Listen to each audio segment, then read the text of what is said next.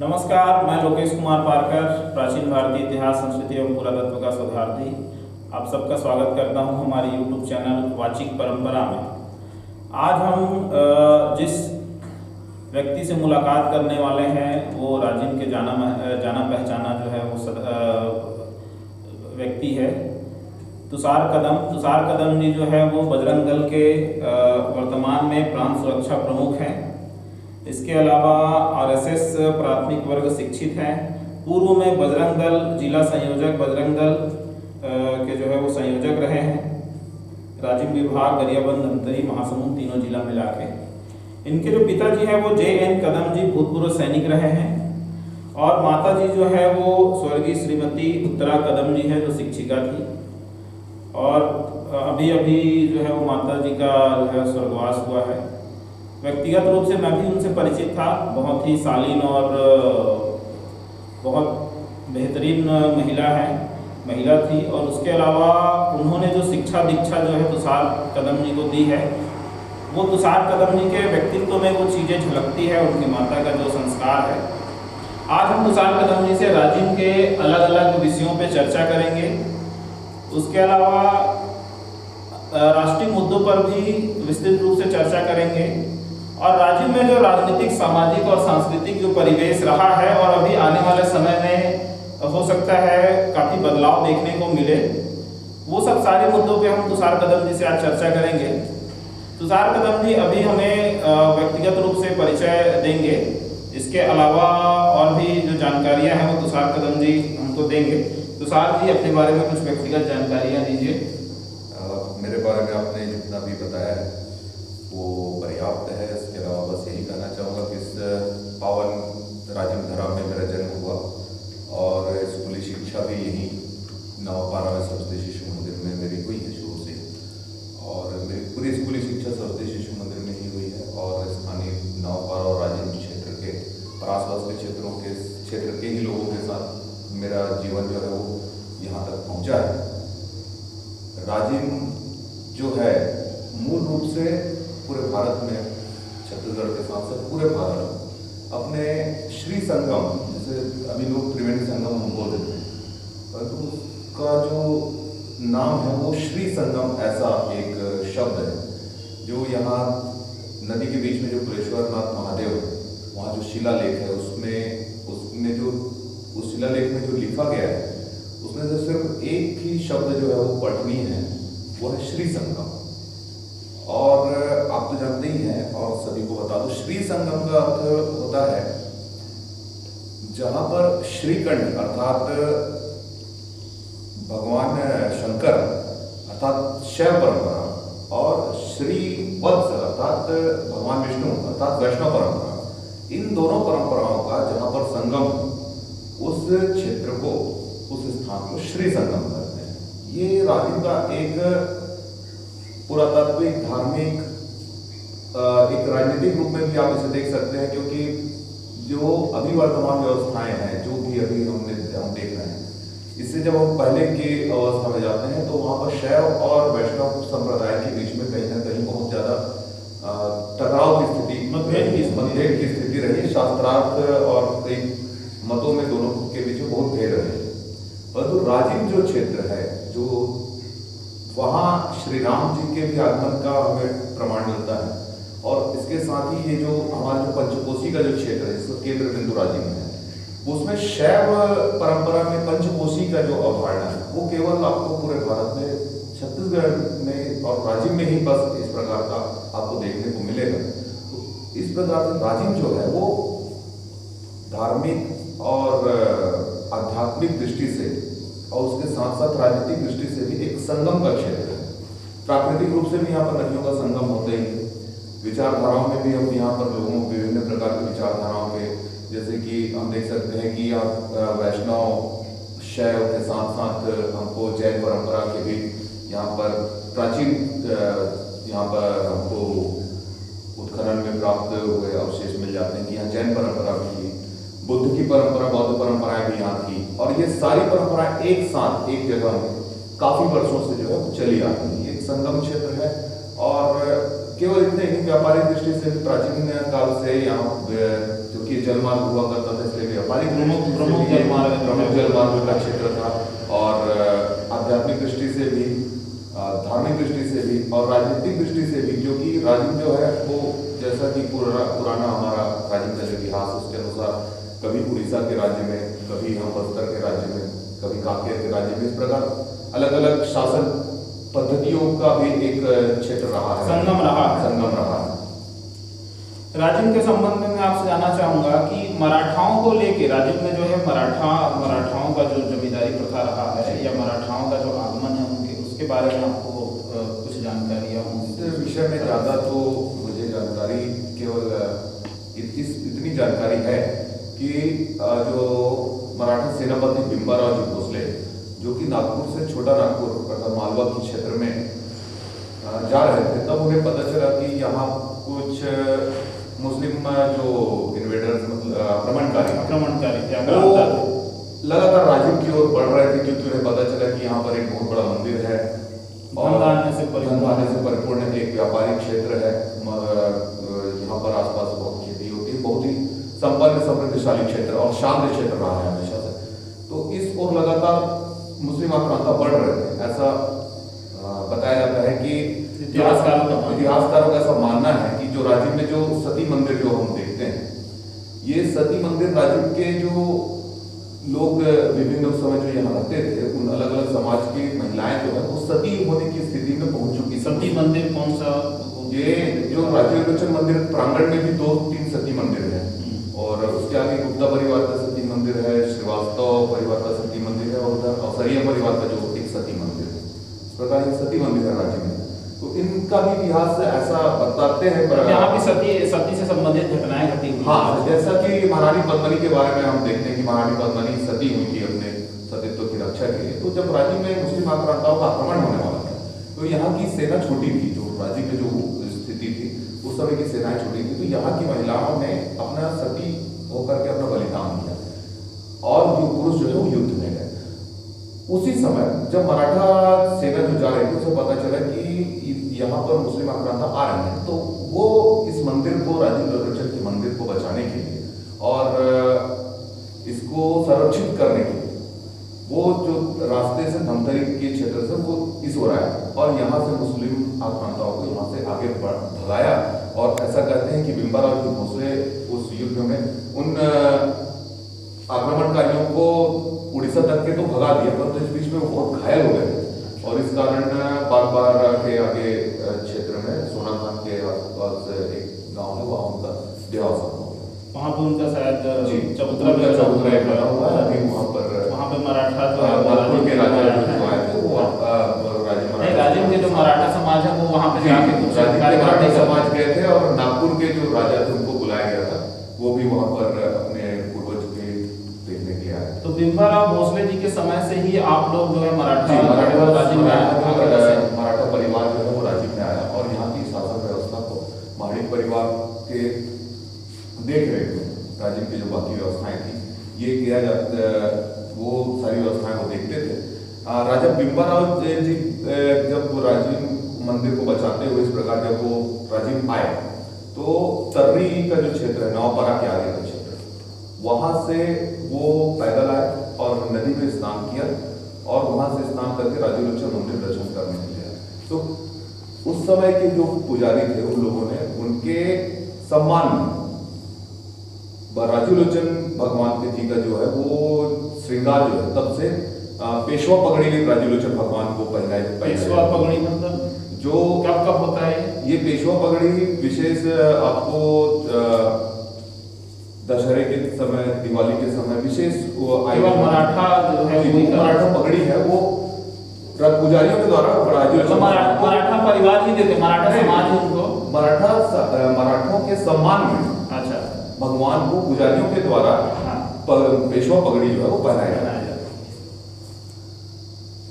अच्छा, इसके अलावा आपके बारे में जैसे आप बजरंग दल से जुड़े हुए हैं, तो बजरंग दल से जुड़ने के पीछे आपका क्या मकसद रहा है या क्या कहानी है उसके पीछे में? कहानी तो ज़्यादा कुछ नहीं है, ऐसा कि कुछ ना कुछ कार्य किसी न किसी माध्यम से समाज के लिए करना ही था। और ये कर ही रहे थे। इसी बीच एक योजना आई कि राष्ट्रीय स्वयंसेवक संघ का वर्ग लगाना था। तो उसमें प्राथमिक वर्ग 7 दिनों का होता है, तो उस समय स्टूडेंट लाइफ में छुट्टी का समय था, तो हम लोग प्राथमिक वर्ग करने के लिए गए। प्राथमिक वर्ग करने के बाद हमको अलग अलग क्षेत्रों में वहाँ जिम्मेदारियाँ दी जाती हैं। तो हमको पूछा गया कि आप कहाँ कैसे काम कर सकते हैं। तो उस समय गरियाबंद जिला नया नया बना था और मैं गरियाबंद जिले में जिला संयोजक का दायित्व था। तो वो दायित्व मुझे दिया गया कि आप बजरंग दल में कार्य करेंगे इस प्रकार। तो साहब जी, जैसे आपसे हम चर्चा कर रहे थे राजिम के संदर्भ में मराठाओं के इतिहास को लेके, आपका आप जो मराठा समाज से संबंध रखते हैं, मराठा समाज से आते हैं, आपके अनुसार जो है राजिम के इतिहास में मराठाओं का क्या योगदान रहा है, या मराठाओं ने राजिम के लिए क्या क्या किया है? राजिम जो राजिलोचन मंदिर के जो वर्तमान हम जितने भी जो व्यवस्थाएं देखते हैं, भोजन कक्ष जो आपने देखा होगा और बाकी भी जो व्यवस्थाएं, ऐसा कहा जा सकता है कि मराठाओं के आने के बाद, मराठाओं के आने से पहले वो व्यवस्थाएं वैसी नहीं थी जैसा कि अभी जिन स्थितियों में हमें दिखते हैं। और पहले की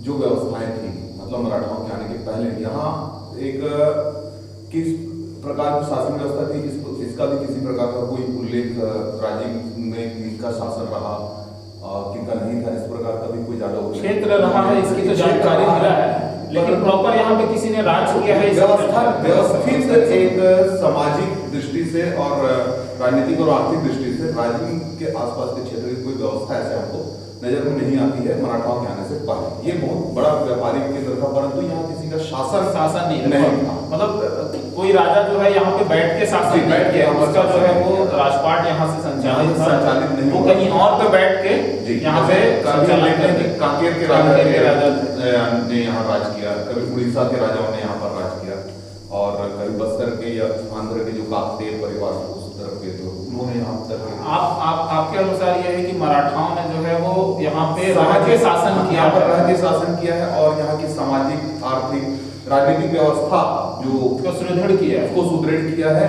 और लोगों के लिए मेले जो राजिम का जो मेला है, उसके साथ ही मंदिर की जो, क्योंकि पहले का मुख्य कार्य धार्मिक समाज और धार्मिक हुआ करता था, आध्यात्मिक हुआ करता था, तो मंदिर की जो सारी व्यवस्थाएं, मंदिर में पुजारी, अभी जो वर्तमान में जो पुरोहित परिवार जो है, उनका भी इतिहास ऐसा मिलता है कि मराठाओं ने उनको यहाँ पर ला करके स्थापित किया। मुख्य कार्य जो मराठाओं ने यहाँ किया वो धार्मिक दृष्टि से, मंदिर की दृष्टि से, राजिलोचन मंदिर के लिए जो व्यवस्थाएं जो थी वो मुख्य मराठाओं के ही शासनकाल में हुई। कुल मिला के आपके कहने के अनुसार ये है कि व्यवस्था जो है, व्यवस्था की जो स्थापना है उन्होंने मराठाओं ने की। अच्छा, आप जैसे बजरंग दल से जुड़े हुए हैं, प्रांत प्रमुख हैं, सुरक्षा प्रांत प्रमुख हैं, बजरंग दल को लेके जो युवा वर्ग है, बाहर की बात तो अपन नहीं करेंगे, छत्तीसगढ़ और राज्य में लेके जो युवा वर्ग है, जो शिक्षित युवा वर्ग है, उसका क्या सोचना है? मैं आपको उसमें इसके भी एक ऐतिहासिक वो बताता हूँ। शिवाजी के जो गुरु थे समर्थ बाबा रामदास जी, उनका एक विजय महामंत्र होता है, श्री राम जय राम जय जय राम। ये एक विजय महामंत्र है जो बजरंग दल के हर कार्यक्रम में पहले होता है। आप भी राज्य में रहते हैं, आपने भी देखा होगा कि राज्य में अलग अलग मोहल्लों में, अलग अलग समाजों के अलग अलग मोहल्लों के अपने अपने अखाड़े, छोटे छोटे, जैसे अपने थाना पारा में अखाड़ा है, गोवर्धन पारा में अखाड़ा है, सभी मोहल्लों में सभी छोटे मोटे, और साहूपारा में भी अखाड़ा, मतलब जो विलुप्त हो चुके हैं। ऐसा मानना है कि समर्थ बाबा रामदास के ही प्रेरणा से पूरे भारत भर में इस प्रकार के अखाड़ों की, हनुमान जी का नाम लेकर उनके अनुसार, उनके द्वारा ही परंपराओं के द्वारा इस परंपरा का शुरुआत किया गया। तो राम जी के कार्य को लेकर के और हनुमान जी की प्रेरणा से अपनी प्रेरणा मान करके युवाओं को बलिष्ठ बनाना, ये कार्य जो है छत्तीसगढ़ में बहुत पहले से ही चल रहा था। और बजरंग दल का भी मुख्य कार्य यही है कि हिंदू युवाओं को में बलोपासना हो, अपनी शक्ति का आधार बनाए, हनुमान जी को प्रेरणा मानते हुए। और छत्तीसगढ़ में हनुमान जी और बजरंग दल और श्री राम जी को जैसे कि आप जानते हैं कि हम छत्तीसगढ़ वासी श्री राम जी को अपना भांजा मानते हैं, तो राम जी के कार्य के लिए ही बना हुआ ये संगठन है। इस प्रकार से लोग मानते हैं, धार्मिक हमारे पूरे छत्तीसगढ़ के लोग धार्मिक लोग हैं, राम जी के ऊपर, श्री राम के ऊपर बहुत ही हमारी आस्था है। तो इसलिए युवाओं में एक स्वाभाविक आकर्षण बजरंग दल के प्रति रहता है, और जो युवा जुड़ रहे हैं, जो लोग जुड़ते जाते हैं, फिर उनसे वो हमारी विचारधारा को लेकर के निश्चित रूप से प्रभावित होकर के बहुत लंबे समय तक, अगर वो संगठन से सीधे रूप से भी नहीं जुड़े होते हैं, कुछ समय के बाद वो दूसरे जगह भी अगर काम करते हैं, तो कहीं ना कहीं से संगठन के लिए उनके मन में एक भावना, अच्छी भावना, कार्य क्षेत्र में भी रह के वो संगठन से जुड़े रहते हैं, वैचारिक रूप से जुड़ाव उनका बजरंग दल के प्रति रहता है। बजरंग दल को लेके जो है कई शिक्षित वर्ग के जो युवा हैं वो ये सोचते हैं कि हिंदुओं के प्रति जो, या दूसरे धर्मों के प्रति जो है वो बजरंग दल जो है वो बहुत ज़्यादा आक्रामक है और माहौल खराब करता है जी। ऐसा सुनने में भी बीच बीच में सोशल मीडिया में आते रहता है। तो आपके हिसाब से उनको क्या कहना चाहिए? बजरंग दल क्या वास्तविक में सांप्रदायिकता को महत्व देता है? क्या है इस देश में सांप्रदायिक, मतलब एक अगर आप हिंदुओं की बात करते हैं तो स्वाभाविक रूप से आप सांप्रदायिक हो जाते हैं। इस देश में, हमारे देश में, हिंदुओं के देश में ऐसा हो गया कि हिंदुओं के बारे में जो भी व्यक्ति बात करेगा, हिंदुओं के पक्ष में जो भी व्यक्ति बात करेगा, उसे सांप्रदायिक घोषित कर दिया जाता है। बड़े बड़े लोग भी अगर कुछ भी बात अगर हिंदू समाज के पक्ष में अगर बात करते हैं तो लोग कहते थे कि सांप्रदायिक है। और बजरंग दल निश्चित रूप से हिंदुओं की ही बात करता है और हिंदुओं के ही पक्ष में बात करता है, हिंदुओं के बारे में ही बात करता है, क्योंकि ये स्वाभाविक रूप से हिंदू युवाओं का ही संगठन है, तो हमको दूसरे के बारे में बात करने की आवश्यकता नहीं। परंतु जब अगर समाज में या कहीं भी कोई विकृति आती है, जब कोई बीमार व्यक्ति पड़ जाता है तो उसके लक्षणों का इलाज किया जाता है। इसी प्रकार कभी समाज को जब स्थिति कैसे बिगड़ती है, समाज की स्थिति तब बिगड़ती है जब लव जिहाद की घटना होती है, लैंड जिहाद की घटना होती है, आप या फिर जबरदस्ती जो दादागिरी वाली जहां पर बात आती है कि जहां पर विपक्षी या विधर्मियों के द्वारा हिंदू पक्ष पर आघात किया जाता है, मानसिक रूप से या शारीरिक रूप से, जिस प्रकार से, तो वहां पर तुरंत उनको जवाब देने के लिए बजरंग दल के लोग ही उपस्थित होते हैं। इसलिए ऐसा कह दिया जाता है कि बजरंग दल जो है वो माहौल खराब करता है। परंतु आप भी जानते, सभी जानते हैं, हिंदू जो है प्रतिक्रियावादी लोग होते हैं। हम प्रतिक्रिया देते हैं, हम क्रिया नहीं करते। पहले हम किसी के साथ किसी भी प्रकार का गलत कार्य नहीं करते, परंतु अगर कोई भी गलत कार्य हमारे साथ हो तो तुरंत उसकी प्रतिक्रिया देने का कार्य बजरंग दल का है और वो ऐसा देता है। उनका मानना यह है कि बजरंग दल जो है लड़ाई झगड़ा करता है, जबरदस्ती उनके पूजा स्थलों को नुकसान पहुंचाता है। अब आप देख सकते हैं, अभी जैसे कश्मीर है, कश्मीर में बजरंग दल का कार्य है, परंतु उतना ज्यादा कार्य तो नहीं है बजरंग दल का, परंतु वहां हिंदुओं की टारगेट किलिंग हो रही है लगातार। आप बांग्लादेश में देख सकते हैं, बांग्लादेश में कभी भी कोई भी हिंदू मंदिर के ऊपर हमला हो जाता है, पाकिस्तान में कहीं हिंदू मंदिर, यहाँ तक कि भारत में भी कई जगह, अभी राजस्थान में जैसे माहौल खराब हुआ करौली में, तो वहाँ हिंदू मंदिर के ऊपर हमला हो गया। वहां कोई ये नहीं होता कि किस संगठन ने किया, वहां मुसलमानों ने किया, इस प्रकार से। वैसे ही घटना अब कोई एक, जैसे हम इतना बड़ा संगठन चला रहे हैं, हमारा मानना है कि सारे हिंदू युवा जो है बजरंग दल के सदस्य, अब उसमें से कुछ लोगों के द्वारा अगर कहीं कोई घटना हो जाती है तो उसकी जिम्मेदारी निश्चित रूप से बजरंग दल की होती है। परंतु बजरंग दल किसी को ये नहीं कहता कि किसी भी व्यक्ति अन्य धर्म के धार्मिक स्थलों पर कोई किसी प्रकार की गलत घटना हो, ऐसा होना नहीं चाहिए। परंतु अगर कुछ लोग जैसी क्रिया होती है वैसी उसकी प्रतिक्रिया होती है। स्थानीय मुद्दे के संबंध में देखा जाए तो राज्य में भी ईसाईकरण को लेके बहुत ज़्यादा जो है माहौल जो है वो बना हुआ है। बहुत सारे लोग बता रहे हैं कि बहुत सारे लोग जो है, गरीब जो लोग हैं उनको लालच दे के धर्मांतरण किया जा रहा है। राज्य के आसपास जैसे कर रहा है, राज्य में ही पथर रहा है, यहाँ पे ईसाईकरण का अभियान चल रहा है, उसको लेके क्या आपका विचार है, या आप उसके बारे में क्या कर रहे हैं ईसाईकरण को रोकने के लिए? देखिए, ऐसा है कि राजिम जो है वो एक प्रकार से छत्तीसगढ़ के हिंदुओं की, सनातन धर्मियों की राजधानी, धार्मिक राजधानी इस प्रकार से माना जाता है। प्रयागराज है, ये छत्तीसगढ़ का प्रयागराज है, निश्चित रूप से प्रयागराज है। और ऐसे धार्मिक स्थल पर आप गूगल में सर्च कर सकते हैं राजिम चर्च, और वो भी राजिम का नाम बदलते हुए एक चर्च ऐसा आपको गूगल मैप में मिल जाएगा। मैं शासन को ये पूछना चाहता हूँ कि राजिम में ईसाइयों की आबादी कितनी है कि जिसके लिए चर्च की आवश्यकता पड़ रही है।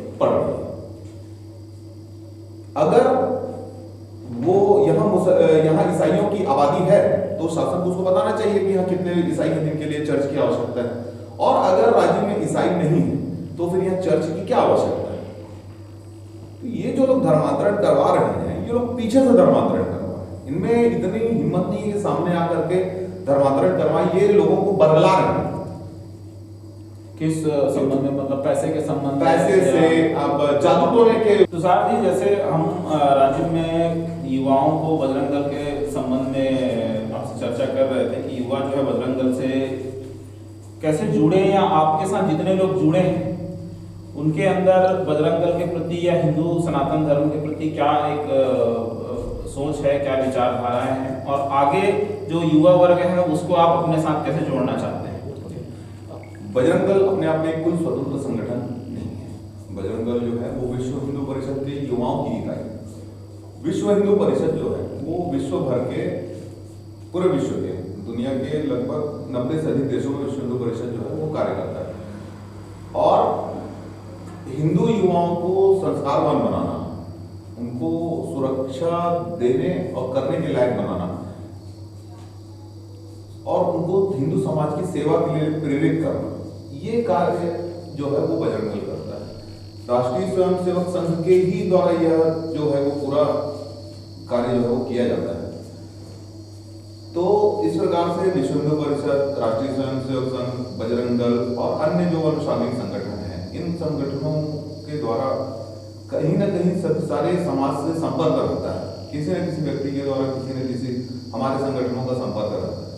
उसमें से जो युवा, हमारे ही हिंदू समाज के जो युवा बजरंग दल में जुड़ना चाहते हैं, वो लोग आते हैं, हमसे संपर्क करते हैं। गांव के युवा हमसे संपर्क करते हैं। कहीं जहाँ ईसाइयों का या मुसलमानों का ज़्यादा प्रभाव होने लगता है तो वहाँ के युवा अधिकतर हमसे संपर्क करते हैं, और हम इसी प्रयास में रहते हैं कि कहीं पर कोई विधर्मियों का प्रभाव इस हमारे क्षेत्र में, इस पवित्र तो होता है जो स्वयं पवित्र होता है, पावन जो दूसरों को भी पवित्र कर दे, ऐसे क्षेत्र में हम हिंदुत्व को, हिंदू समाज को और उनकी जो मान्यताएं और परंपराएं हैं उसे बनाए रखने के लिए लोग हमसे, हिंदू युवा जो है वो विभिन्न सोशल मीडिया से या प्रत्यक्ष रूप से हमसे संपर्क करते हैं, और हमारे द्वारा हर हफ्ता साप्ताहिक वहाँ उनको संगठित करके हनुमान चालीसा का पाठ के मंदिरों में महाआरती का आयोजन, इस प्रकार से आयोजन अलग अलग करवाया। आप जैसे हिंदू धर्म को एक करने की बात कर रहे हैं, और हिंदू धर्म में जो है वो युवाओं को भागीदारी के अनुसार जो है वो आप उनको सम्मिलित कर रहे हैं ताकि हिंदू संगठित हो सके, सनातन जो है वो संस्कृति जो है वो सुव्यवस्थित हो सके या आगे भी चल सके। लेकिन कई लोगों का मानना है कि कई सोशल मीडिया में भी एक अभियान चलता है कि आदिवासी जो है वो हिंदू नहीं है, या शेड्यूल कास्ट के लोग जो है ये बोलते हैं कि ब्राह्मणों ने हमको जबरदस्ती का हिंदू बना के रखा हुआ है, या बहुत सारे लोगों का मानना ये है कि जो हिंदू समाज है वो खुद एकत्रित नहीं है, तो वो वहाँ पे हमको अधिकार नहीं है, और हिंदू समाज के संगठन की बात करते हैं। तो पहले हिंदू समाज को तो संगठित कर लीजिए, उसके बाद फिर आप आगे हिंदू धर्म को जो है वो व्यवस्थित करने के बारे में सोचेंगे। आपका कहना बिल्कुल सही है कि कुछ ऐसे लोग हैं जो इस प्रकार की किसी प्रकार की बातें, जो कई प्रकार की बातें जो करते रहते हैं। बुराइयां सभी समाजों में होती हैं, चाहे वो कोई भी, ईसाइयों में अपनी बुराइयां हैं, मैं उनकी बुराइयां नहीं गिनाना चाहूँगा, नहीं तो वेटिकन सिटी की जो रिपोर्ट्स हैं उनको देखते हुए पूरी दुनिया जानती है कि उनके फादर और नन उनका नहीं, हम हमारे फिलहाल हिंदू धर्म के बारे में बता रहा हूँ। इस प्रकार से कई प्रकार के विवाद विषय सभी जगह होते हैं, परंतु हम जब राजिम को देखते हैं तो आपने देखा होगा कि जब मेला होता है तो बहुत कम लोगों को ये पता होगा। राजिम मेला सदियों से चलता आ रहा है, पुरातन एक सनातन मेला है, तो भगवान की पूजा पाठ का विषय है। अभी भी पिछले 15-20 सालों में जो भी इसका जो अलग रूप कुंभ का रूप है, जो भी रूप देने की प्रयास किया है, जो आदिवासी जो देवी देवता होते हैं, आदिवासी देवी देवताओं के बिना राजिम का मेला नहीं हो सकता। छत्तीसगढ़ का कोई भी मेला नहीं हो सकता, कोई भी मड़ई मेला जो है वो आदिवासी देवी देवताओं के आए बिना, पूजा पाठ के बिना नहीं होता है। ये एकदम स्पष्ट आप भी जानते, सब जानते हैं। एक आंगा देव जो आते हैं तभी कोई भी मेला या मड़ई जो है वो माना जाता है कि हाँ भाई होगा। जब राजिम में मेले में आंगा देव आते हैं तो ये एक बहुत अच्छा विषय है कि जब आदिवासी देवी देवता आते हैं राजीव लोचन मंदिर के अंदर प्रवेश होता है। कब की बात है, कब होता है ये मेला के बीच में कभी भी होता है, और अधिकतर पहले दिन या बीच में जो जानकी जयंती पड़ती है उस समय होता है। मैं खुद पिछले 2-3 साल पहले, कौन लोग आते हैं? आदिवासी समाज के लोग आते हैं, आदिवासी देवता आते हैं उसमें, और वो राजीव लोचन मंदिर में आकर के पूजा करते हैं, उनका तिलक सम्मान होता है और फिर वो वहां से वापस आते हैं। मेला के पहले, मेले के बीच में मेले के बीच में आते हैं, और इस प्रकार से होता है। बस्तर से एक बार भोजराज नाथ जी जो है वो लेकर के आए थे स्वयं, और यहाँ के भी आदिवासी समाज के द्वारा इस प्रकार से होता है। तो जब हमारे देवी देवता एक हैं, जब सब एक दूसरे के सम्मान करते हैं, तो हम उनके अनुयायी होकर के हम कैसे आपस में लड़ सकते हैं? ये सिर्फ कुछ भ्रामक वामपंथी लोग हैं जो इस प्रकार से समाज को तोड़ने का हिंदू समाज को तोड़ने का काम करते हैं। और यहाँ तो राजिम में मुसलमानों के भी जो देवी देवता निकलते हैं वो भी मंदिरों में जाकर के प्रणाम करते, आरती करते हैं। ऐसे प्रत्यक्ष हम सभी ने देखा है अपनी आंखों से। तो यहाँ वो ऐसा कोई विषय नहीं है। ये तभी बोलो राजिम संगम है। राजिम ऐसे ही संगम नहीं है, राजिम एक उदाहरण है पूरे विश्व में, पूरे भारत के हिंदुओं के लिए, कि किस प्रकार से सारी परंपराएं जो एक साथ जो धर्मनिरपेक्ष नहीं हो, धर्म प्राण जनता है छत्तीसगढ़ की जनता, उसके प्राण है राजिम। राजिम का जब हम ऐसे व्याख्या करते हैं तो राजिम, जिसमें राम जी के बीच में जिनका जी है, छत्तीसगढ़ी को तो एक जीव कहाँ है? जीव राम में, राम के बीच में हमारा जीव, यही कारण हमारा राजिम रहता है। ये राजिम के एक मेरे हिसाब से ये परिभाषा है कि राम के बीच में जिनका जीवन है, जीव जगह राम के बीच में, वो राजिम। अच्छा, जैसे सोशल मीडिया में कई प्रकार के जो है वो भ्रांतियाँ फैलती रहती है समय समय पे। अभी जैसे पूरे देश में माहौल है मंदिर को लेके, या हिंदू मुस्लिम किया जा रहा है, ऐसा सोच रहे हैं शिक्षित वर्ग जो है, ये सोच रहे हैं कि विकास के मुद्दों को, महंगाई के मुद्दों को साइड करके जो है वो मस्जिद खेला जा रहा है। जी, ज्ञानवापी का मंदिर है, मस्जिद है, जिसको तोड़ के मतलब जिसके लिए केस चल रहा है, और हिंदू समाज मांग कर रहा है कि वापस मंदिर बनाया जाए। पहले अयोध्या में राम मंदिर को लेकर अभियान चला। तो ऐसे में युवाओं के मन में एक क्या ये भावना पैदा नहीं हो रही है कि जो केंद्र की सरकार है या आरएसएस से जुड़े हुए जो दल हैं वो केवल और केवल अभी हिंदू धर्म या सनातन धर्म के लोगों को कहीं सुन रहे हैं, या उनके लिए ही कार्य कर रहे हैं? देखिए, ऐसा है, मैं अपने युवा साथियों से यही कहना चाहूँगा कि पूरे विश्व में आज आप पूरे विश्व के किसी भी देश की स्थिति हम देखते हैं तो कहीं का भी आर्थिक स्थिति सही नहीं है पूरे दुनिया में। सिर्फ एक चीन को छोड़ के, वो भी वापस कोरोना के उसमें ग्रस्त हो चुका है, वापस अपने जाल में फंस चुका है, ऐसा कहा जा सकता है।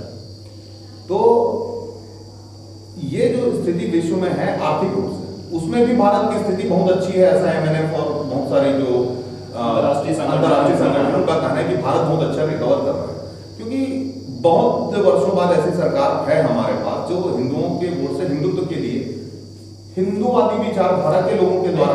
इसका मतलब नहीं ये हुआ ना कि वो केवल हिंदुओं के लिए काम कर रहे हैं। नहीं, वो हिंदुत्व का अर्थ यही है कि पूरे हिंदुस्तान के लिए जो काम करे। हिंदुत्व का अर्थ जो है वो लोग गलत बताते हैं।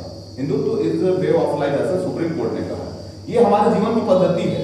हम धर्म, अर्थ, काम और मोक्ष, सभी इन चारों दिशाओं में भारत आगे बढ़ेगा, काम करेगा, और हम सभी प्रकार से आगे बढ़ रहे हैं। और अभी जो नीतियां चल रही है उसका निश्चित रूप से आने वाले 10-20 सालों में भारत एक वैश्विक सुपर पावर जो बोलते हैं, वैश्विक शक्ति के रूप में उभर रहा है। लोग महसूस कर रहे हैं। कुछ लोग भ्रामक स्थितियां बना करके, भ्रामक आंकड़े दे करके ऐसा अब जब छत्तीसगढ़ की स्थिति बढ़िया है, कुछ जैसे लोग बोलते हैं, कांग्रेसी लोगों का कहना है, तो जब छत्तीसगढ़ की स्थिति बढ़िया तो भारत की स्थिति कैसे खराब होगी? जब छत्तीसगढ़ में 75,000 लोगों को हर साल रोजगार मिल रहा है तो देश की स्थिति कैसे खराब हो सकती है? राज्य सही तो जब राज्य आंकड़े भेज रहा है कि यहाँ स्थिति ठीक है तो पूरे भारत की स्थिति ठीक है। ऐसी तुषार जी, जैसे हम चर्चा कर रहे थे राष्ट्रीय मुद्दों को लेके, अभी राजिम के अगर हम वर्तमान परिवेश में देखें कि जिला की मांग चल रही है, यहाँ पे लोग इसको जिला बनाने के लिए जो है वो सरकार से मांग कर रहे हैं, तो जिला बनने के बाद राजिम का राजनीतिक सामाजिक जो उन्नति है उसको आप कैसे देखते हैं? जो राजिम का जो पंचकोशी का जो क्षेत्र है, राजिम, बटेश्वर नाथ, चंपेश्वर नाथ, चंपारण, फिंगेश्वर, बमनेश्वर, गोपुरा और राजिम, इस प्रकार से जो क्षेत्र है ये एक स्वाभाविक रूप से, एक भौगोलिक रूप से, राजनीतिक रूप से और लोगों के रहन सहन की दृष्टि से एक अपने आप में एक अंचल है, अपने आप में एक क्षेत्र है जिसे राजिम अंचल या राजिम क्षेत्र कहा जाता है। यहाँ पर आर्थिक रूप से भी आप देख सकते हैं, खदानें हैं, राइस मिल है, चावल की खेती है, इतनी सबसे समृद्ध खेती यहाँ पर हमारे बीच में है। राजनीतिक दृष्टि से भी 2-3 जिले हमारे रायपुर जिला, धमतरी जिले का कुछ क्षेत्र, राजिम जो फिंगेश्वर क्षेत्र है, फिंगेश्वर कोबरा, ये क्षेत्र जो है ये एक राजनीतिक दृष्टि से भी समाज से एक रूप है, एक रूप ही कहा जा सकता है। तो इसका जिला बनना एक स्वाभाविक प्रक्रिया मानी जाएगी अगर इसे जिला बना दिया जाता है, क्योंकि इस क्षेत्र में पर्यटन की दृष्टि से आप देख सकते हैं कि भारत में सबसे ज्यादा, छत्तीसगढ़ में सबसे ज्यादा विदेशी पर्यटक आते हैं चंपारण और उसके बाद राजिम और यहाँ जो जतमई घटारानी, इस क्षेत्र को मिला करके और पंचकोशी का जो क्षेत्र है पूरा, इसको मिला करके एक बहुत अच्छा पर्यटन का कार्य यहाँ पर खड़ा हो सकता है। यहाँ के स्थानीय लोगों को उसमें रोजगार मिल सकता है, तो इसलिए यहाँ पर कोई ना कोई एक अथॉरिटी, तो मेरे ख्याल से जिला बनने पर ही वो अथॉरिटी जो है वो यहाँ आ सकती है, जिला बनना चाहिए, काम कर जिला बनना चाहिए और इसी से जो है वो राज्य का विकास आगे होगा। यहाँ पे कुछ दिनों से, मतलब कुछ सालों से अनुभव किया जा रहा है कि यहाँ पे एक अल्पसंख्यक वर्ग का जो तादाद है वो पिछले 10 सालों में बढ़ा है। यहाँ पे लोग जो है वो आके बस रहे हैं, उनके जो समुदाय हैं उनके लोग जो है वो व्यापारिक दृष्टि से मजबूत हुए हैं। तो क्या लगता है कि राजिम में उनके बसने का क्या कारण होगा? राजिम एक शांत क्षेत्र है, यहाँ के लोग कोई बहुत ज्यादा आक्रामक प्रवृत्ति के लोग नहीं हैं। हम आसानी से सभी लोगों को बजरंग दल के प्रमुख होने के नाते आपका क्या कहना है? उनका आना ठीक है, यहाँ पे रहना ठीक है, उनकी आबादी बढ़नी चाहिए? नहीं, लोग आए रहें, अपना कार्य करें, परंतु अब धार्मिक और जो हमारी सामाजिक जो मान्यताएं हमारी इस क्षेत्र की, उसमें किसी प्रकार की गड़बड़ी जो है वो बजरंग दल के द्वारा, छत्तीसगढ़ के वासियों के द्वारा बिल्कुल बर्दाश्त नहीं की जाएगी। उनको हम स्पष्ट बता देना चाहते हैं कि ये जो क्षेत्र है वो भगवान राजीलोचन और कुलेश्वर नाथ की भूमि है। आप लोग आए रहें, आपके ऊपर राजीलोचन भगवान की कृपा दृष्टि बनी रहे, व्यापार करें, परंतु यहाँ के धार्मिक और सामाजिक मान्यताओं में बदलने की कोशिश, किसी प्रकार की गड़बड़ी, किसी प्रकार की छेड़छाड़, ये जो है वो बर्दाश्त नहीं करेगी। राजिम के युवाओं को लेके आप क्या सोचते हो और उनको क्या कहना चाहेंगे? बजरंग दल के प्रति उनका रवैया या उनकी जो विचार सोच है वो बदलनी चाहिए। आप उनको क्या संदेश देना चाहते हैं कि वो बजरंग दल से जुड़े और सनातन जो संस्कृति है, सनातन जो धर्म है उसके रक्षण में उनका भी सहयोग?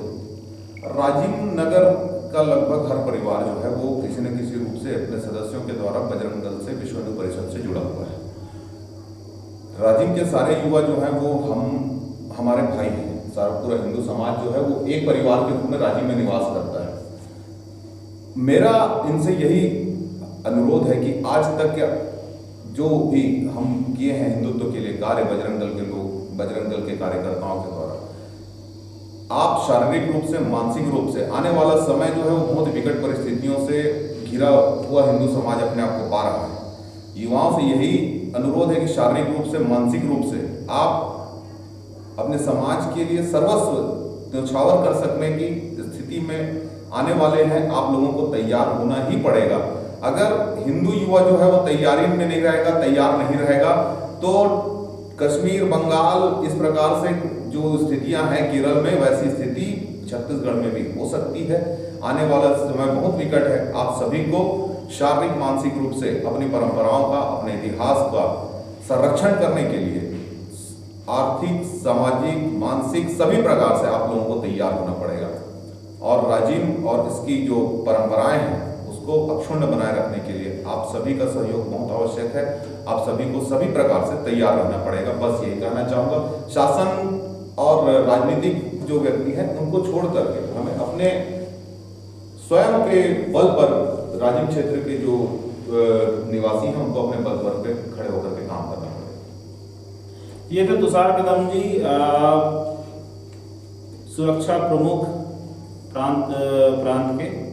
इनसे हमने बात किया है राष्ट्रीय मुद्दों पे, राजिम के मुद्दों पे, छत्तीसगढ़ के मुद्दों पे। इनके जो है विचार जो है वो जानने की कोशिश हमने करी है।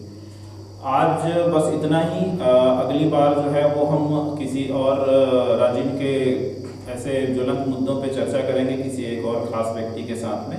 आप सबका धन्यवाद। नमस्कार।